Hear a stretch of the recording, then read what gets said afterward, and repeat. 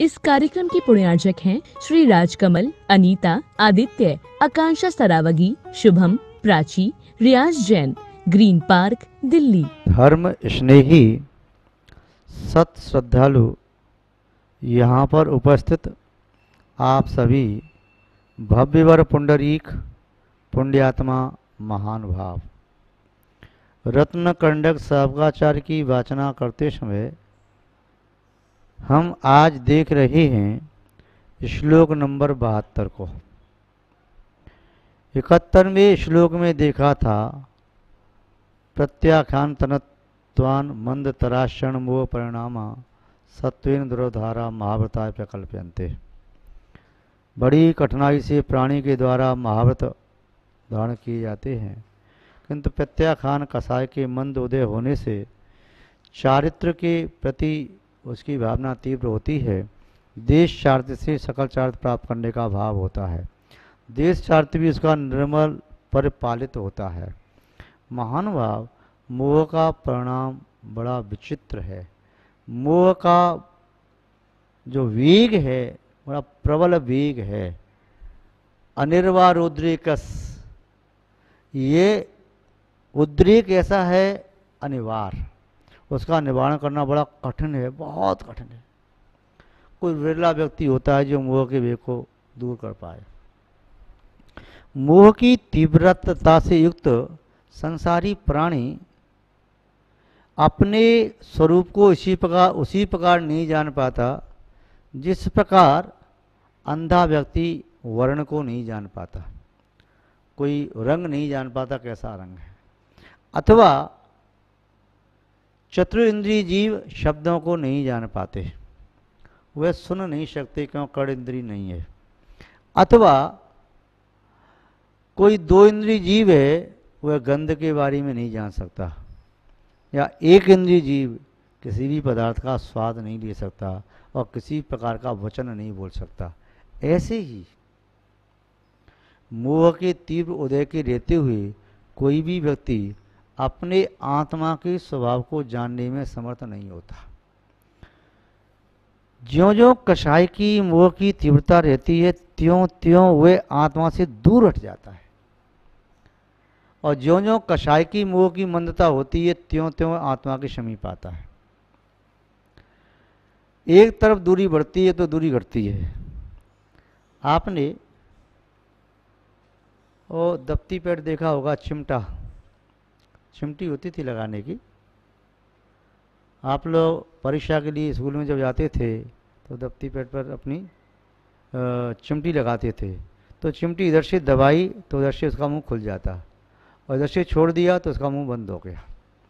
या कपड़े सुखाने के लिए चिमटी का प्रयोग करते हैं, उधर से दबाते हैं, इधर से दूरी कम होगी तो उधर से दूरी बढ़ेगी, और इधर से यदि बढ़ गई है तो वहाँ से कम हो गई। इधर से मोह कम हुआ तो उधर से आत्मा के समीप पहुँचे, और उधर से आत्मा से दूरी बन रही है तो मोह के आगोश में पड़े हुए हैं। महानुभाव, मोह से विरक्ति तब होती है जब सम्यक ज्ञान की ज्योति अंतरंग में प्रज्वलित होती है। सम्यक ज्ञान की ज्योति प्रज्वलित हुए बिना मोह घटता नहीं, मोह का अंधकार हटता नहीं। सम्यक ज्ञान सम्यक दर्शन के अविनाभावी रूप होता है। जहाँ सम्यक दर्शन है वहाँ पर नियम से सम्यक ज्ञान भी होता है। सम्यक दर्शन के बिना सम्यक ज्ञान नहीं, सम्यक ज्ञान के बिना सम्यक दर्शन नहीं। दोनों एक दूसरे के पूरक हैं, दोनों साथ साथ रहते हैं। एक गया तो दोनों गए, और एक है तो समझो दोनों ही नियम से हैं। किंतु चारित्र वह भजनीय है। समदृष्टि जीव के पास सभी समदृष्टि चारित्रवान नहीं होते, किंतु सभी समदृष्टि समविज्ञानी नियम से होते हैं। चारित्र भजनीय है। अब समदृष्टि व्यक्ति के पास चारित्र नहीं है, देश व्यक्ति के पास एक देश चारित्र है, महाव्यक्ति के पास सकल चारित्र है, और आगे आगे पुनः चारित्र की विशुद्धि बढ़ती चली जाती है। तो वह वेद विज्ञान होने पर सम्यक ज्ञान की ज्योति जलने पर उसे विरक्ति होती है। आज या कल या परसों, या अतीत का कल या परसों, या अतीत का वर्ष भर पहले, 10 वर्ष पहले, 100 वर्ष पहले, 1000 वर्ष पहले, लक्ष्य कोट्यादि वर्ष पहले, अरब खरब वर्ष पहले, या युगों पहले, या यह काल को अतीत कर दो, उसके और पहले, अवसर्पणी के भी पहले, उत्सर्पणी के पहले अनेक कल्प काल निकलने पर तब भी कहें फिर भी विरक्ति जो होती थी 3 प्रकार से ही होती थी। आगे भी होगी तो विरक्ति के 3 ही कारण है, चौथा कोई कारण नहीं है। एक व्यक्ति वह होता है जो सुनकर के विरक्त होता है संसार शरीर भोगों से। दूसरा व्यक्ति वह होता है जो सुनकर के विरक्त होता है संसार शरीर भोगों से। और तीसरा व्यक्ति वह होता है जो अनुभव करके विरक्त होता है। एक देख करके विरक्त हुआ, दूसरा सुन करके विरक्त हुआ और तीसरा अनुभव करके विरक्त हुआ। 3 ही पॉइंट, चौथी प्रकार की कोई विरक्ति का कारण नहीं है। कैसे विरक्ति होती है? जो केवल देख करके, दशा को देख करके विरक्त हो गए। जो दूसरे की गलती से अपने आप को सुधार ले वे महापुरुष होते हैं। जो दूसरे के दुख को देख करके दुखों के कारण से विरक्त हो जाए तो महापुरुष है। और जो दुखों को सुन करके कि सब बता रहा है कि मैंने ऐसा किया, ऐसा दुख पाया, ऐसा हुआ, ऐसा हुआ, मुनि महाराज से पूर्व सुन करके विरक्त हुआ तो सुन करके विरक्ति हुई, वो दूसरे नंबर का है। तीसरे नंबर का संसार में पड़ा है, दुख भोग रहा है, तड़प रहा है, बिलख रहा है, रो रहा है, चिल्ला रहा है, अनुभव कर रहा है कि मैंने ऐसा किया तो ऐसा फल पाया, ऐसा किया ऐसा फल पाया। फिर वो विरक्त हुआ कि संसार में मैंने देख लिया कोई किसी का नहीं है। संसार स्वार्थ की, जिया जग धोखे की टाटी, जान बूझ कर अंध बने हैं आंखें बांधी पाटी, जिया जग धोखे की टाटी। यह धोखा ही धोखा है। जब वह देखता है पुत्र अलग हो गया, पत्नी भी वह साथ नहीं दे रही, मित्र भी छोड़ गई, माता पिता पहले ही अलग कर दिया था, अकेला रह गया, धन भी नष्ट हो गया। जब धन था तो सब साथ में थे, अब उसे समझ में आया संसार में कोई किसी का नहीं है। अब उसने अनुभव कर लिया। अब उससे कहो भैया देखो संसार में अच्छा है, बाद में दीक्षा लेना। नहीं नहीं मैं दीक्षा लूँगा। बाहुबली को मना किया दीक्षा के लिए। भरत ने, बाहुबली ने कहा पिताजी दीक्षा ले रहे, मैं दीक्षा लूँगा। भरत जी ने कहा नहीं नहीं अभी तो हम तुम दोनों मिलकर के राज करेंगे। पिताजी ने जो आपको राज सौंपा है उसका संचालन करना है, बाद में हम मोक्ष का राज प्राप्त करेंगे। रामचंद्र जी के भाई भरत वह भी विरक्त हुए। जब दशरथ दीक्षा लेने के लिए जा रहे थे तो उन्होंने मौके का उन्होंने रोक लिया, नहीं जा पाए। किंतु कई ऐसे वापस होते हैं कि किसी के रोके से रुकते ही नहीं है।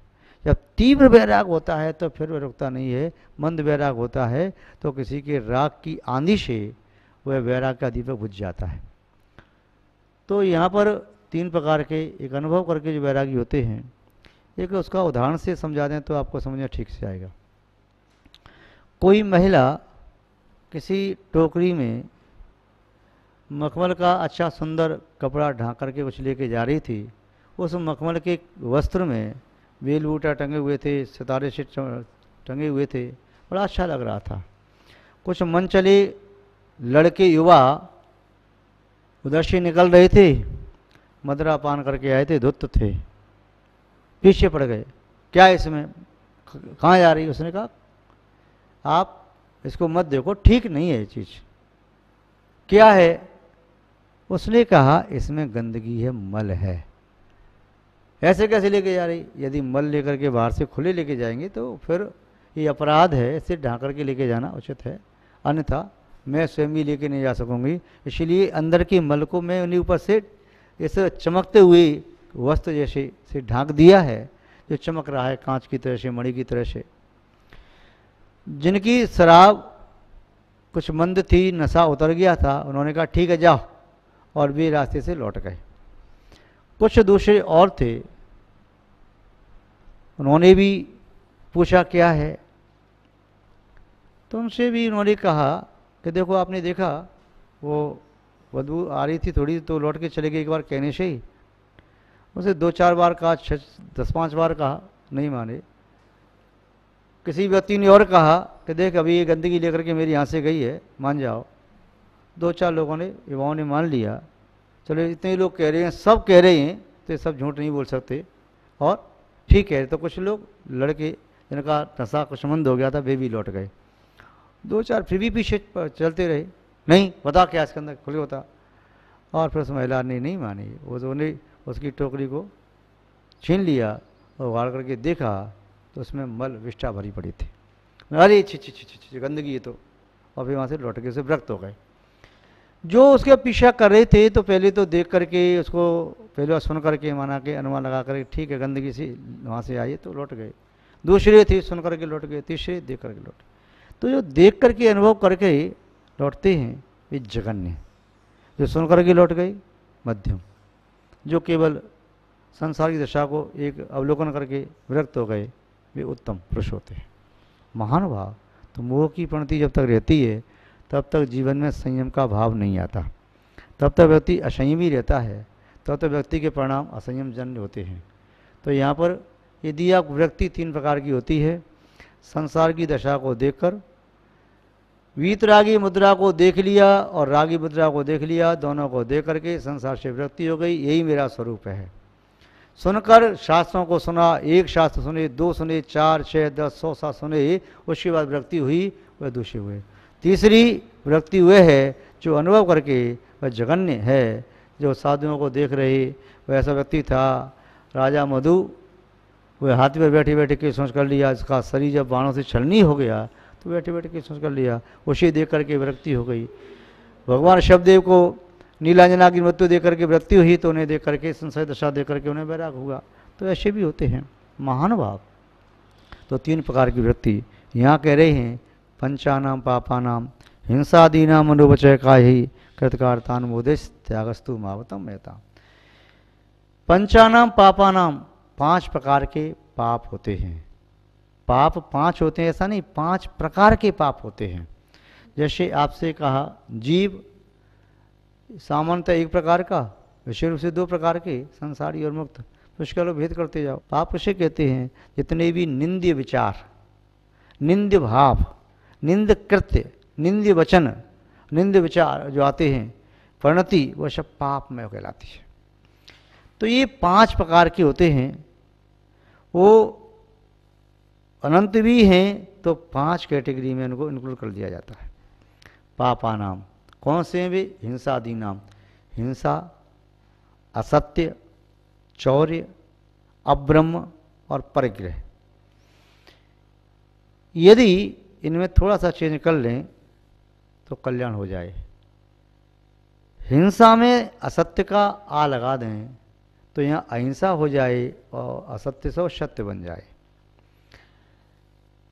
चौर्य में अब्रह्म का आ लगा दें तो यहाँ पर वह अचौर्य बन जाए, वहाँ ब्रह्मचर्य हो जाए। और परिग्रह में एक अपरिग्रह का आ लगा दें, जो अनादिकाल से परिग्रह आपने जोड़ रखा है उसे छोड़ करके आ लगते ही सब छूट जाएगा तो आप अपरिग्रही बन जाएंगे, तो संसार मार्गी से मोक्ष मार्गी बन जाएंगे।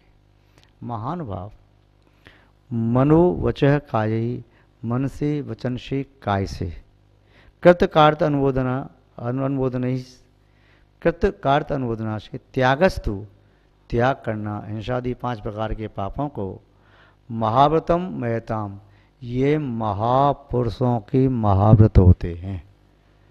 क्यों? जघन्य पुरुषों की महाव्रत क्यों नहीं कहे? आप भी तो नहीं कहते, यही तो कहते हैं धनवान का धन है। ये क्यों नहीं कहते कि दरिद्र जी का धन है, निर्धन का धन है? जो निर्धन है तो धन कहाँ से होगा? आप ही तो कहते रूपवान का सुंदर रूप है, आप यूँ कहते कुरूप का रूप, कुरूप का सुंदर रूप क्यों क्यों क्यों नहीं कहते? तो इसका आशय है महाव्रत, महान व्रत। कितने व्रत? ग्रेट, और ग्रेट नहीं, ग्रेटर और ग्रेटेस्ट भी कह सकते हैं।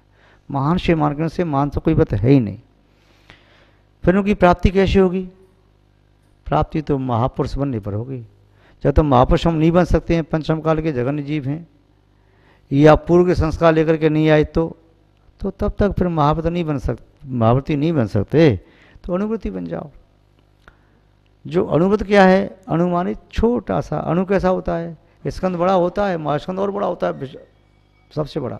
स्कंद छोड़ अणु से बड़ा होता है, 2 या 2 से अधिक अणु का स्कंद होता है। तो अनुमानित छोटा, बहुत छोटा एक पार्ट, व्रत जितने भी उन व्रतों का एक छोटा सा पार्ट आपने ले लिया तो आपका हो गया अणुव्रत। अणुव्रत जीवन में सुख शांति के सृजक होते हैं। विश्व में भी शांति करनी हो तो अणुव्रतों के माध्यम से संभव है। कोई व्यक्ति कहता है मैं तलवार के बल से विश्व में शांति प्राप्त करूंगा, कोई कहता है मैं तोप और तमंचा से करूंगा, कोई कहता है मैं भाली और फरसा से करूंगा, मैं सबको शांत करके रहूंगा। किंतु जैन धर्म कहता है विश्व में शांति जब भी होगी तो हिंसा से नहीं अहिंसा से होगी। अणुबम्बों से विश्व में शांति नहीं होती, अणुबम्बों से तो क्रांति होती है। अणुबम्ब तो आत्म क्रांति का, आत्म भ्रांति का कारण है, विश्व क्रांति का कारण है, अशांति का कारण है, शांति का कारण है तो अणुव्रत है। ज्ञानी जैल सिंह ने जब वे तत्कालीन राष्ट्रपति थे उस उन्होंने एक अच्छी बात कही थी। वे निष्पक्ष अपना वक्तव्य देने वाले थे, निर्भीक बात कहने वाले। उन्होंने कहा जैन धर्म में वर्णित अणुव्रतों का पालन यदि सभी करने लग जाएं तो भारतवर्ष में एक भी कारागार की जेल की आवश्यकता नहीं पड़ेगी। भगवान महावीर स्वामी की अहिंसा, सिर्फ और सिर्फ भगवान महावीर स्वामी की अहिंसा ही विश्व में शांति प्राप्त कर सकती है। सर्वपल्ल राधाकृष्ण उन्होंने भी भगवान महावीर स्वामी अहिंसा की सराहना करते हुए कहा अहिंसा एक शाश्वत धर्म है, जिसे भी आत्म शांति चाहिए तो अहिंसा की छत्र छाया में, सुखद छाया में उसे आ जाना चाहिए, उसके बिना शांति कभी मिल नहीं सकती। महानुभाव आज भी इतने दार्शनिक हैं, निष्पक्ष जो आध्यात्मिक हैं या विद्वान हैं, वे जानते हैं, मानते हैं कि वास्तव में आत्मा की शांति अणुव्रत और महाव्रत के माध्यम से ही संभव है, इसके बिना शांति संभव नहीं है। तो महाव्रतम महताम, जो महापुरुष होते हैं, महापुरुषों के द्वारा महाव्रत स्वीकार किए जाते हैं। अभी महाव्रत कृत कार्य तन्मोदना मन वचन काय, 3 प्रकार से, 3 दून का 9 कोटि से हिंसा आदि 5 पापों के त्याग करने से संभव है। वह सब आपके जीवन में भी आए, घटित हों वे महाव्रत, और आप भी अपने जीवन को संयमी बना करके आत्मा का कल्याण करने में समर्थ हो सकें। हम आपके प्रति ऐसी भावना भाते हैं। इसी के साथ शब्द श्रृंखला को विराम देते हैं। जब श्री शांतनाथ भगवान की, परम पूज्य आचार्य गुरुदेव श्री विद्यानंद महाराज की, अहिंसामय विश्व धर्म की। इस कार्यक्रम के पुण्यार्चक थे श्री राजकमल, अनीता, आदित्य, आकांक्षा सरावगी, शुभम, प्राची, रियाज जैन, ग्रीन पार्क, दिल्ली।